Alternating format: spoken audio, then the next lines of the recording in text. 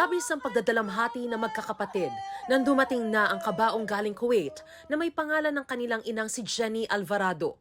Pero tila na doble ang kanilang pighati dahil nang buksan ang kabaong sa punerarya, humingi ng paumanhin sa Department of Migrant Workers Secretary Hans Leo Kakdak sa pamilya ni Jenny sa nangyari. Ang labi sa kabaong ay sa katrabaho ni Jenny na Nepali na kasama umano niyang na-suffocate. Ayon sa pamilya ng biktima, ang sabi sa kanila ng amo ng kanilang ina, namatay si Jenny dahil sa suffocation sa pagsusunog ng uling.